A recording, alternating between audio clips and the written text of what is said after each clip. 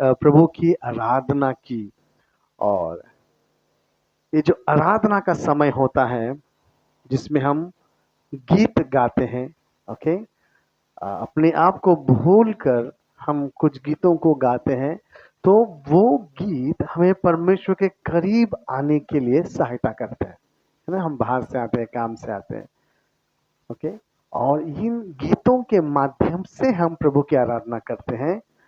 ये गीत गाना ही केवल आराधना नहीं है, it is a part of worship, आराधना का एक हिस्सा है, ओके।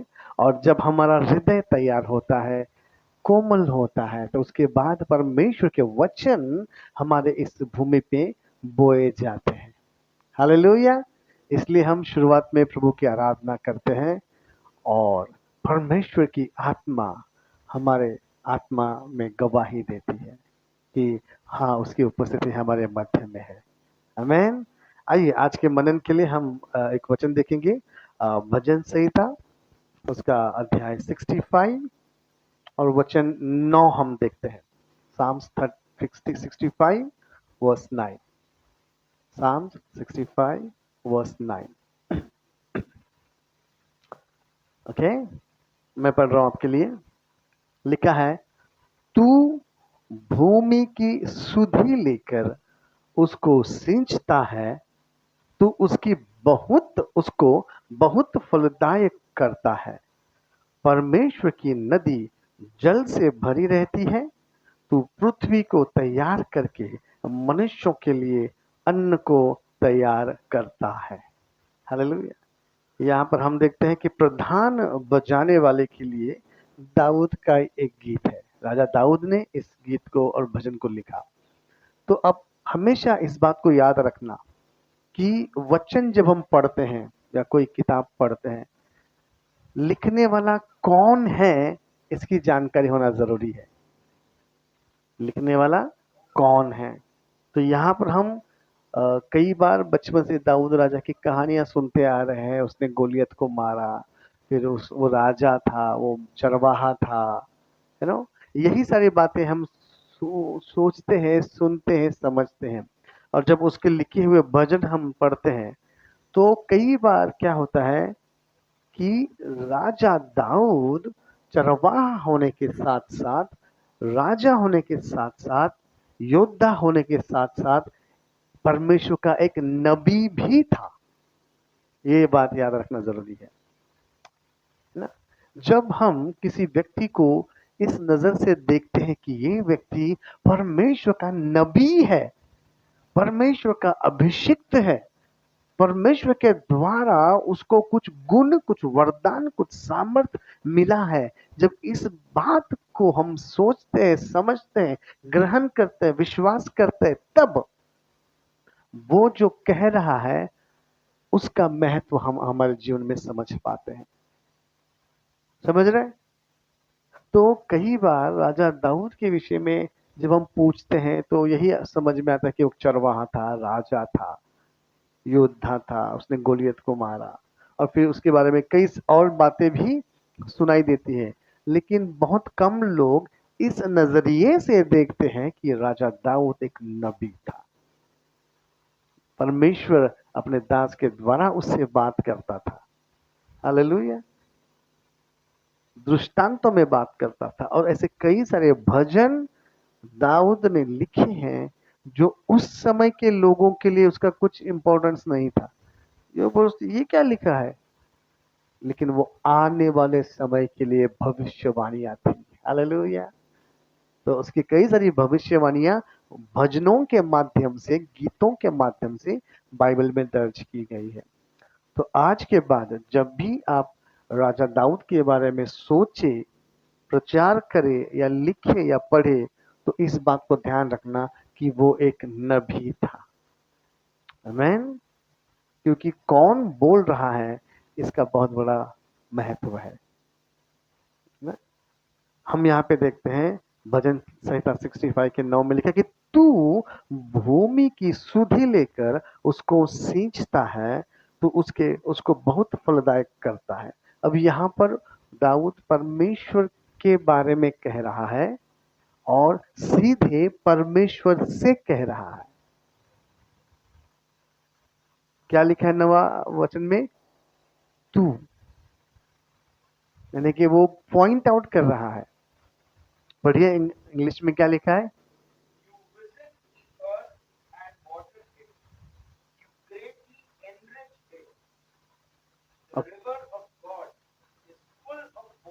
ओके, तो यस, हालेलुया। तो ध्यान से वचनों को पढ़ना है, क्योंकि ये नबूवत के वचन है। कई बार नबूवत जो होती है वो सिंबॉलिक होती है ना, जो भविष्यवाणी होती है वो सिंबॉलिक होती है। अब यहाँ पर दाऊद प्रोफेशनली चरवाहा था, उसके बाद वो योद्धा बना, उसके बाद वो राजा बना। ओके, अब यहाँ पर वो लिखता है कि तू भूमि की सुधि लेकर उसको सींचता है। अब एक राजा, एक चरवाहा, एक योद्धा, एक नबी भूमि के बारे में क्यों बात कर रहा है? वो कोई किसान नहीं था?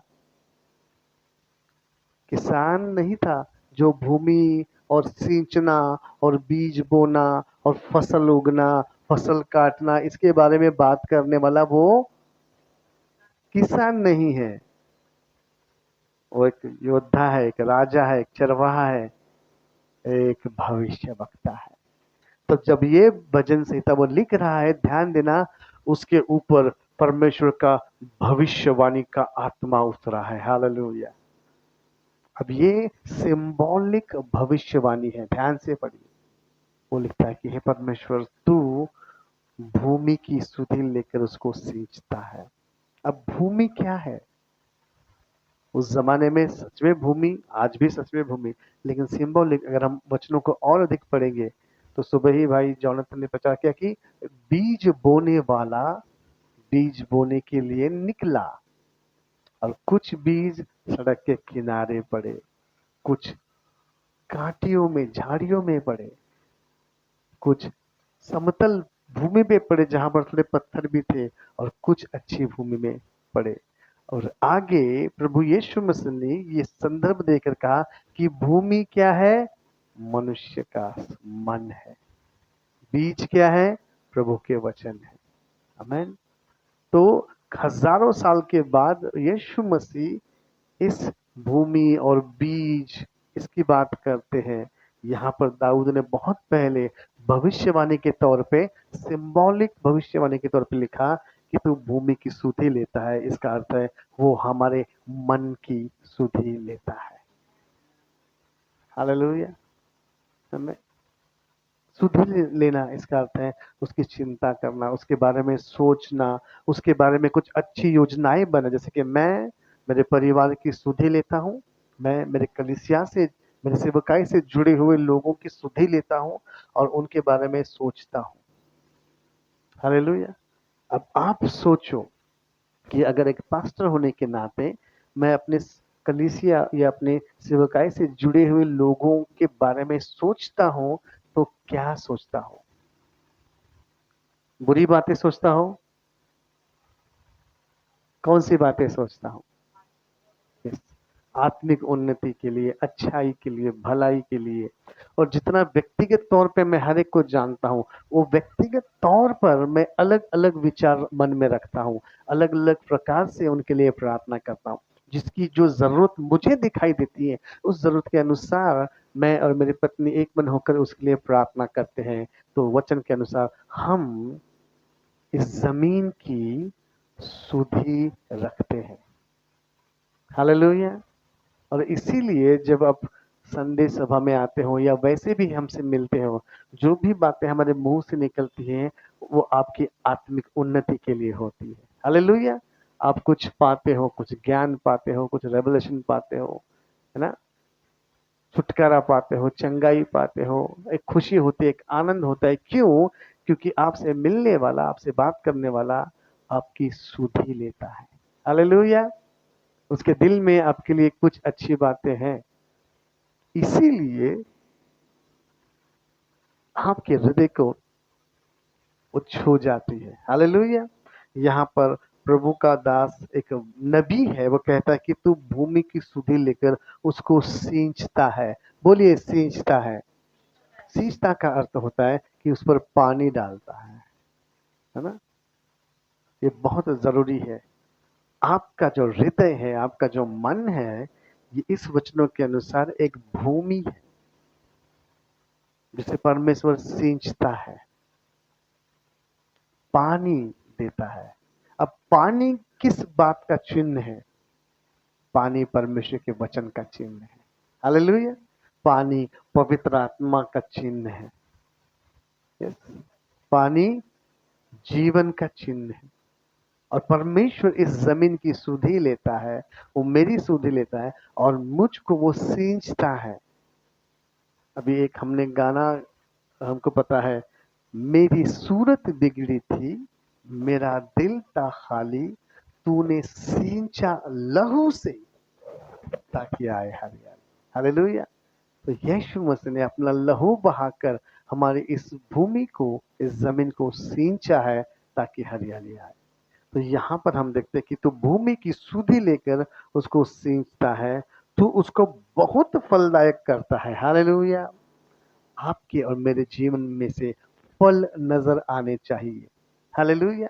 जब वचन का बीज बोया जाता है, उसे पानी से, उसे पवित्र आत्मा से, उसे वचनों से, जीवन से जब सींचा जाता है, तो उसमें फल आना लाजमी है, फल आना चाहिए। हालेलुया। तो आज आप और मैं एक भूमि के समान है। एक भूमि थी जिसे यीशु मसीह को 20 सिक्कों में बेचकर खरीदा गया था। याद है आपको? यहूदा इस्करियत को उन फरीसियों ने 30 चांदी के सिक्के दिए, और जब उसने देखा कि यीशु मसीह को सूली पे टांग देकर, बहुत ही कष्ट देकर, इस प्रकार से तकलीफ देकर मार डाला गया है, उसके हिसाब से वो गया, उसने बोला कि ये पैसे मुझे नहीं चाहिए, और उन्होंने पैसा फेंक दिया। फिर लिखा है कि एक बार जो पैसा दिया है वापस नहीं लेते हैं, तो मंदिर के भंडार से वो पैसा एक किसान को दिया गया और वहां की भूमि खरीदी गई। आपकी और मेरी जो, मेरा जो जीवन है, जो मन है, वो भी इसी प्रकार यीशु मसीह को बेचकर खरीदा गया है। लेकिन एक फर्क है, उस भूमि को अगर आप पढ़ेंगे गॉस्पेल्स में, लिखा है लहू का खेत। वो कौन सा खेत है? किसी का लहू बहाकर वो खेत खरीदा गया है। लेकिन आपको और मुझे भी उस लहू के द्वारा खरीदा गया है। हालेलुया। तो हम कितने महत्वपूर्ण हैं। तो हमारा जीवन उस भूमि के समान है जिसकी सुधि हमारा परमेश्वर लेता है, जिसकी चिंता करता है, जिसके बारे में वो सोचता है, और फिर वो पानी से उसको सींचता है, और वो सोचता है कि वो बहुत ही फलदायक करता है।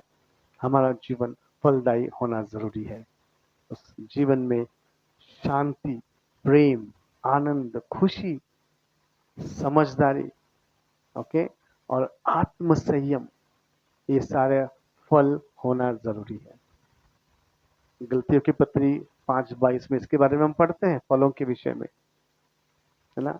तो हमारे जीवन में ये फल आना जरूरी है, क्योंकि हो नहीं सकता कि एक ही प्रकार का पानी, एक ही प्रकार का बीज डाला है और अलग अलग प्रकार से फल आते हैं। हम देखते हैं कुछ जमीन पे बीज जो है वो कहाँ गिरे?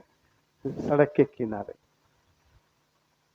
सड़क के किनारे जो लोग हैं, वो ऐसी भूमि है जो खेत से लगा हुआ है, लेकिन खेत का हिस्सा नहीं है। वो भी चर्च आते हैं, वो भी वचन सुनते हैं, क्योंकि बीज गिरा है ना, लेकिन वो खेत नहीं है, वो सड़क है जो लोगों को, जानवरों को, गधों को, घोड़ों को, गाड़ी को आने जाने के काम में आता है। खेत से लगा हुआ है, खेत नहीं है, लेकिन बीज वहां पर भी गिरते हैं, और लिखा है कि पक्षियों ने चुग लिया। आप, मैं हम भूमि है, लेकिन हम कौन सी भूमि है? क्या हम खेत है? क्या हम वो सड़क है जो खेत से लगी हुई है, खेत का हिस्सा नहीं है? कलीसिया से जुड़े हुए हैं, कलीसिया का हिस्सा नहीं है। प्रार्थना सभा से जुड़े हुए हैं, प्रार्थना सभा का हिस्सा नहीं, क्योंकि जो भी वहां मिलता है उसको वो ग्रहण ही नहीं करते।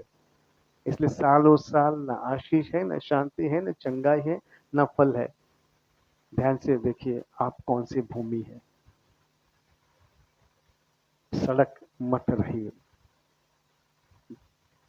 बाहर से देखा जाए तो समझ में नहीं आएगा, लेकिन जो अंदर से हम देखते हैं, यस, बिल्कुल खेत की भूमि से लगा हुआ है, लेकिन उसे खेत नहीं कहते, उसे सड़क कहते हैं। वचन उधर भी गिरते हैं। आगे लिखा है कि कुछ बीज कहाँ गिरे? कांटों भरे। वो कांटे क्या है? चिंताएं हैं। कल क्या होगा, परसों क्या होगा, घर का क्या होगा, बच्चों का क्या होगा, जॉब का क्या होगा, हेल्थ का क्या होगा। ये सारी चिंताओं की वजह से वो बीज उगता नहीं है। यस, बीज है, वचन है, लेकिन वो उगता नहीं है क्योंकि चिंताएं उसे दबा देती है। आप कौन सी भूमि है? यहाँ पे लिखा है कि प्रभु ने भूमि की सुधि लेकर उसको सींचता है कि वो बहुत फलदायक बने। हमारे जीवन से फल होना जरूरी है। कुछ बीज कौन सी जमीन में गिरे? जो वो पथरीली और ज्यादा मिट्टी न होने की वजह से वो जल्दी उगाए, लेकिन जैसे ही लिखा है धूप आई वो मुरझा गए। कुछ लोग हैं जो ऐसी जमीन है, ओके, जो बहुत जल्दी ग्रहण करते हैं। हाँ हाँ मुझे आता है, हाँ मुझे पता है, ये मुझे मालूम, मैंने सुना है, मैंने देखा है, मैंने पढ़ा है, लेकिन फल, क्योंकि बहुत जल्दी में उसको बीज को अंदर जाने ही नहीं देते, जड़ पकड़ने ही नहीं देते। मुझे पता है, मुझे आता है, मैंने सुना है, मैंने देखा है, ये मेरे लिए नया नहीं है, सालों साल मैंने सुना है ना। उनको वो चिंता वाला अलग है, लेकिन ये ऐसा है जो उतावला बोलते हैं। I know everything. आप क्या मुझे बता रहे हो? आई नो इट, उतावला। और वचन में लिखा है कि वो फल नहीं। फिर चौथा बीज लिखा है कि वो अच्छी भूमि में गिरा, लेकिन फिर भी 30 गुना, 60 गुना और 100 गुना फल आया। हालेलुया। यहाँ पे लिखा कि यहोवा भूमि की सुधि लेकर उसको सींचता है तो उसको बहुत फलदायक करता है। लिखा है परमेश्वर की नदी जल से भरी रहती है, तो पृथ्वी को तैयार करके मनुष्य के लिए अन्न को तैयार करता है। तो परमेश्वर अपनी ओर से सारी चीजें करता है। हालेलुया। जो जो जरूरी हो सारा प्रभु करता है, अपने दासों के द्वारा करता है, वचनों के द्वारा करता है, सब कुछ करता है। लेकिन प्रॉब्लम यह है, हमारी जो भूमि है वो कौन सी है? खेती की, खेती से लगी हुई सड़क है, कांटों से भरी भूमि है, पत्थर से भरी भूमि है, या अच्छी भूमि है? इस पर डिपेंड करता है कि कितना फल आएगा। अभी अच्छी भूमि में फल आया, लेकिन 30 गुना, 30 गुना क्यों? 60 गुना, 60 गुना क्यों? 100 गुना, 100 गुना क्यों? क्योंकि जब हम सुनते हैं, ओके, उसको समझते हैं, उसको मनन करते हैं, उसका रेवलेशन पाते हैं और उसके अनुसार करते हैं, तब 100 गुना मिलता है। सुनना है, समझना है, उसका मनन करना है, उसका रेवलेशन प्राप्त करना है और उसके अनुसार करना है, तो 100 गुना। तो अगर हमारे जीवन में फल दिख रहा है 100 गुना है तो प्रेज द लॉर्ड। लेकिन 100 गुना नहीं है तो इन पांचों में से कोई भी एक स्टेप हम मिस कर रहे हैं। सुनना है, समझना है, मनन करना है, उसका प्रकाशन प्राप्त करना है और उसके अनुसार चलना है, 100 गुना। फिर लिखे 60 गुना। तो कुछ लोग सुनते हैं, समझते हैं, मनन करते हैं, लेकिन उनको प्रकाशन नहीं मिलता। फिर भी प्रभु दयालु है, 60 गुना। और कुछ लोग सिर्फ सुनते हैं, समझते हैं, मनन नहीं करते, प्रभु दयालु है, 30 गुना। लेकिन कुछ लोग पथरीली जमीन, सुनते हैं, समझते नहीं है। कुछ लोग वो कांटों वाली, सुनते हैं, लेकिन सुनने के बाद समझने के लिए समय ही नहीं है, वो चिंताओं से भरे हुए हैं। और कुछ लोग जमीन वो सुनते ही नहीं है, वेस्ट हो जाता है। अब आप और मैं अपने आप को देखो। हालेलुया। अब यहाँ पर भजन संहिता में लिखा है कि तू भूमि की सुधि लेकर उसको सींचता है। तो परमेश्वर जब सींचता है तो वो अच्छी भूमि, 100 गुना फल वाली, 60 गुना फल वाली, 30 गुना फल वाली, पथरीली, कांटों भरी, और ये जो सड़क, सबको सींचता है। हालेलुया। सबको सींचता है, लेकिन भूमि के अनुसार फल आता है। उसमें परमेश्वर का दोष नहीं, परमेश्वर का कोई पक्षपात नहीं। हालेलुया। परमेश्वर की ओर से कोई कमी नहीं कि इसको कम दिया उसको ज्यादा दिया, ऐसा नहीं होता। हम, भूमि जो है हमारे ऊपर डिपेंड करता है। हालेलुया। और जब खरीदने और बेचने की बात आती है तो जो 100 गुना फल देता है उसको बहुत ज्यादा कीमत मिलती है, बहुत ज्यादा सम्मान मिलता है। उसके बाद 60 गुना वाला, उसको सम्मान मिलता है, उसको कीमत मिलती है। उसके बाद पथरीला, उसको सम्मान मिलता है। उसके बाद कांटों भरी, उसको भी सम्मान मिलता है। उसके बाद जो सड़क है। ओके। अब ध्यान से सुनिए, हमारी जीवन की जो सफर, जीवन का सफर है, इस भूमि के हिसाब से देखा जाए तो हम 1 2 3 4 5 6 7, इसी में हमारा जीवन है। अब ढूंढना है हम कहाँ हैं। प्रभु का धन्यवाद, व्यक्तिगत तौर पे जब हम जानते हैं हम कहाँ पर है, तो परमेश्वर हमेशा हमें मौका देता है कि अगर आपको लगता है कि मेरा जीवन उस भूमि के समान है जो सड़क है, जो खेत से लगी लेकिन सड़क है, तो आप ट्रांसफर हो सकते हैं उस भूमि में जो कांटों भरी है। हालेलुया। अगर आप कांटों भरी जीवन भूमि है तो आप ट्रांसफर हो सकते हैं पथरीली भूमि में। अगर आप पथरीली भूमि है तो आप ट्रांसफर हो सकते हैं 30 गुना वाली अच्छी भूमि, उसके बाद 60 गुना वाली अच्छी भूमि, उसके बाद 100 गुना। हालेलुया। तो परमेश्वर दयालु है, कृपालु है।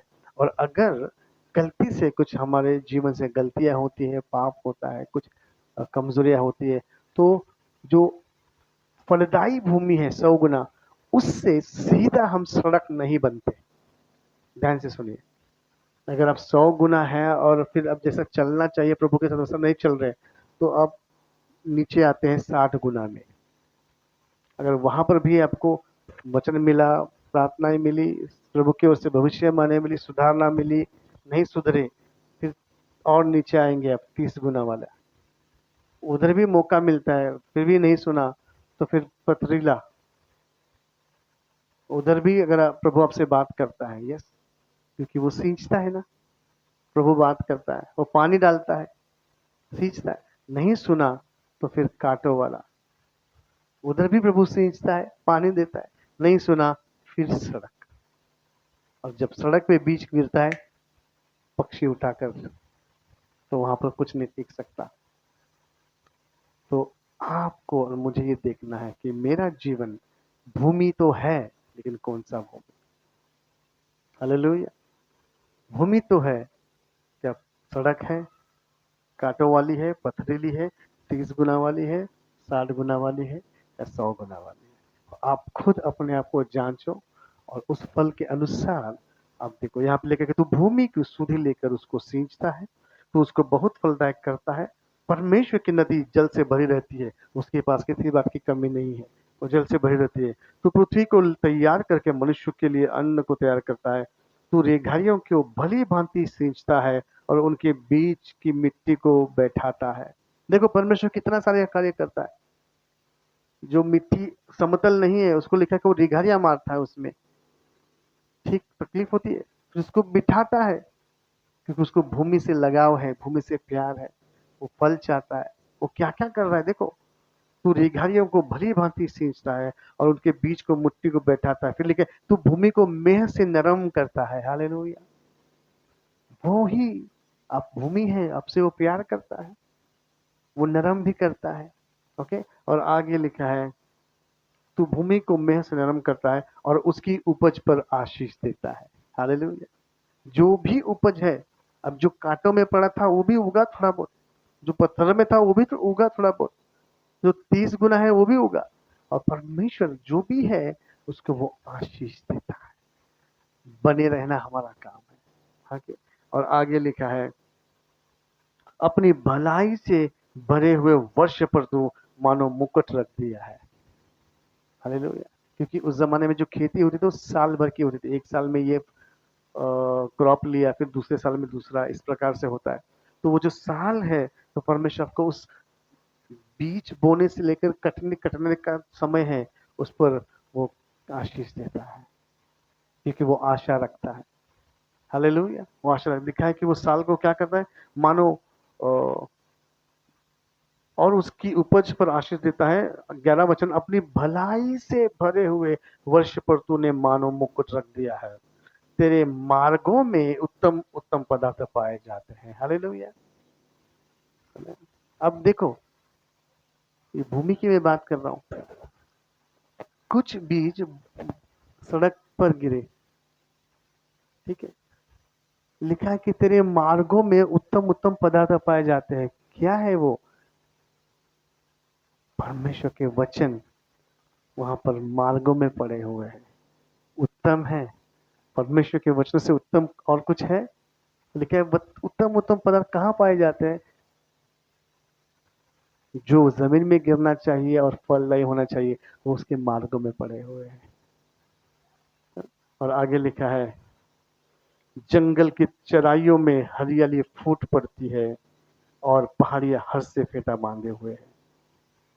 अब ये जंगल वो जगह है जो खेती से के आजू बाजू में होती है, जो रक्षा करती है, जहाँ पर जंगली जानवर होते हैं। अब ये अलग प्रकार की भूमि है, ये अलग प्रकार की भूमि है। उसमें भी फल वाले पेड़ है, उसमें भी फलों पेड़ों के ऊपर पक्षी छाया करते हैं, पक्षी बैठते हैं। तो वही अलग प्रकार के लोग हैं, क्योंकि मैंने बताया दाऊद एक नबी है, भविष्यवक्ता है, सिंबॉलिक तरीके से वो कर रहा है। तो आपका जीवन, मेरा जीवन एक खेती के समान है, परमेश्वर की नजर में भूमि के समान है, जिसे वही सींचता है। बट बीज वही डालता है, पानी से वही सींचता है, रक्षा भी वही करता है, लेकिन कितना फल देना, कैसे फल देना, हमारे हाथ में है। हालेलुया। और हर एक के कामों के अनुसार देने के लिए उसके पास रिवॉर्ड है। तो मैं चाहूंगा कि जो भी लोग हमसे जुड़े हैं, जो हमें देख रहे हैं, सुन रहे हैं, जो भी आपका स्थान है, उससे आगे जाए, पीछे ना आए। हालेलुया। मैं तो प्रभु का धन्यवाद हो, आपने अगर कुछ सोचा है, समझा है इन वचनों के द्वारा, तो प्रभु का मैं धन्यवाद करता हूँ। मैं चाहता हूँ आप अपने जीवन को देखो कि मेरा जीवन भूमि है कौन से वाली, और जो भी आपको लगता है आप उसके अनुसार आप आगे बढ़ो, और सड़क से कांटों वाले से पथरीला, पथरीला से 30 गुना, 60 गुना और 100 गुना भूमि में अब तब्दील होते जाओ। हालेलुया।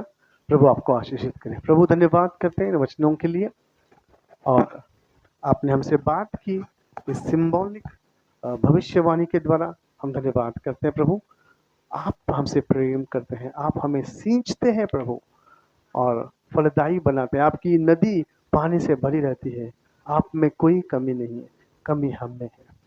प्रभु उस कमी को पूरा करने के लिए सहायता करें, और हम दिन ब दिन आपके समान बनते जाए और फलदायी बनते जाए।